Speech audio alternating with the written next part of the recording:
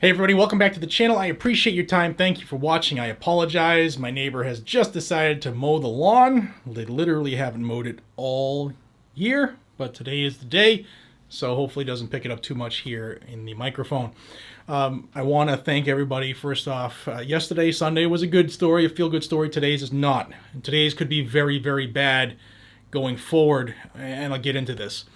I want to thank everybody who's placed orders with Blackout Coffee. Thank you for helping support the company I'm a part owner of. Today starts the Memorial Day sale. You can use code HONOR22 to save 22% for your Memorial Day purchases. Again, thank you to everybody. For those who did reach out, Blackout Coffee is not Black Rifle Coffee. That's the different names. It's not the same company. So please, those who sent the hate and the vitriol, realize that it's not the same company. I want to tell everybody about this case that's going on. Potential lawsuit, a big potential lawsuit. Could be hitting Remington again. Why? Well, first, if you ask me, it's because when they decided to settle for $73 million with the families of Sandy Hook, yes, I know it wasn't the current Remington. It was the insurance companies of the former Remington. I understand that. Still a shitty precedent to set for any gun manufacturer or companies who are representing a former manufacturer.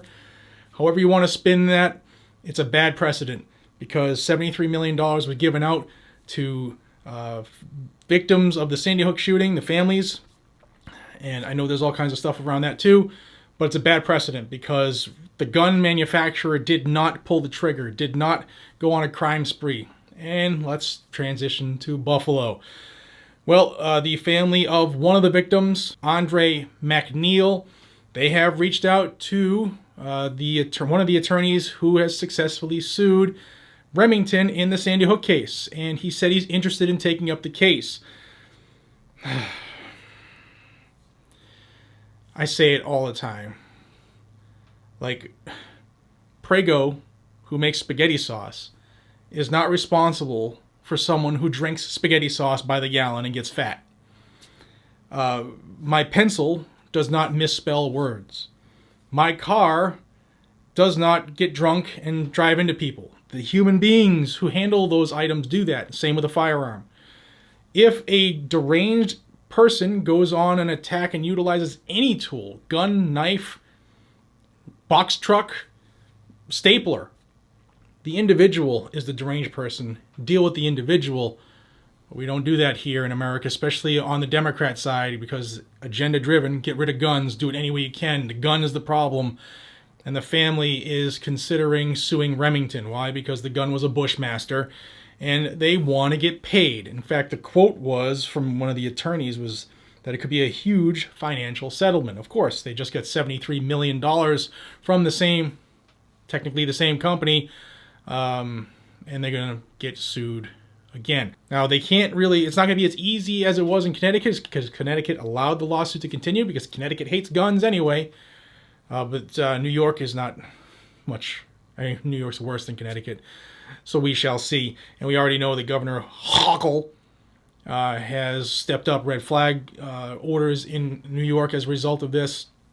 And it's just really, really bad. It's really disheartening. Now, I'm going to play you a clip from one of their attorneys. This attorney is an Atlanta-based attorney that they have secured. His name is Jeff Shiver. There have been no quotes from attorney Josh Koskoff, who was on the Connecticut case against Remington, other than he has said that he is willing to help. So this is attorney Jeff Shiver. Have a listen. Should this type of weapon be easily available to the common consumer? That's a legitimate debate. Allowing the public to have guns, I also believe that guns that can shoot hundreds of rounds in a matter of seconds serve no real legitimate purpose to the general public. It's likely that will be some form of foreseeable misuse by the user, that it was known or should have been known by the manufacturer that these weapons were commonly used. It very well could be that this particular lawsuit is in part to recover damages, but in part to make a statement. All right, y'all. So I just needed everybody to be aware that, the lawsuit hasn't dropped yet. Obviously, they want to get their ducks in a line, but Remington is staring at another lawsuit. And the only reason this lawsuit is possible is because of what happened when they kowtowed in Connecticut. I know it's not Remington who kowtowed.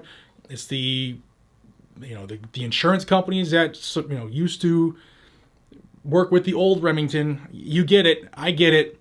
Still bad precedent, and it will always be looked upon as an anti-gun victory and will always be used to try to do just this, to sue gun companies out of business. It's not the gun, it's not the tool, it's the person. The person is the weapon.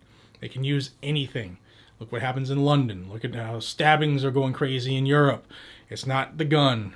People have been killing each other since the beginning of time, way before guns were a thing.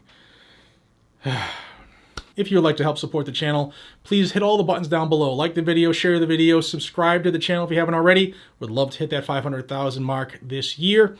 And while you're at it, hit the bell icon and toggle it to all notifications. That way, YouTube is supposed to let you know when I put out new content. But if they don't let you know, I put out content every single day. So come back to the channel and check to stay in the loop. Till we see each other again, be safe, stay vigilant, carry a gun to keep you, your friends, your family, your community safe. Because that's what the Second Amendment is for. Whether or not all the anti-gunners like it or not, or want to sue all the gun companies out of business or not, that's what it's for. Take care.